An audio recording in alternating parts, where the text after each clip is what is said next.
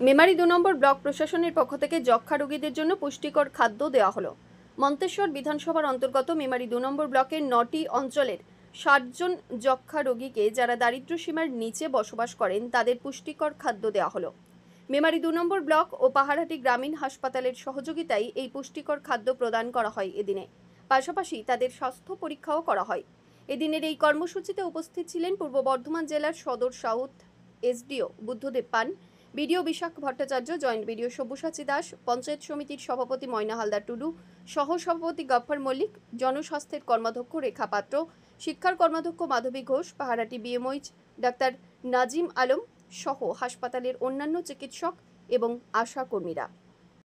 এখানে আমাদের একটি প্রোগ্রাম হচ্ছে আমাদের এই ডিটিএসসিতে, যেখানে ব্লকের যত টিবি পেশেন্ট রয়েছে যারা চিকিৎসাধীন তাদেরকে নিয়ে আজকে আমাদের প্রোগ্রাম। সেখানে কিছু তাদেরকে আমাদের ডিস্ট্রিবিউশন বলতে তাদের যে আমাদের ডিআরএ চাল আমরা কিছু দেব, কিছু ডাল আমরা তাদের দিচ্ছি এবং তার সঙ্গে সঙ্গে কিছু ক্যাশ তাদের তুলে দেওয়া হচ্ছে। আজকে প্রোগ্রাম মূলত দরিদ্র টিবি পেশেন্টদেরকে কিছুটা পুষ্টি এবং আর্থিক সহায়তার একটা প্রোগ্রাম। কাদের পক্ষ থেকে দেওয়া হচ্ছে? এটা দেওয়া হচ্ছে পঞ্চায়েত সমিতি। কতজনকে দেওয়া হচ্ছে? 60 জন দরিদ্র টিবি পেশেন্ট বাছাই করে আমরা এই প্রোগ্রাম। দারিদ্র সীমার নিচে আছে তাদেরকে আমরা শিশুতে করে তাদের পুষ্টিকর খাবার বিতরণের জন্য সেই অনুষ্ঠান পাহাড়হাটি ডিটিএসসিতে হচ্ছে।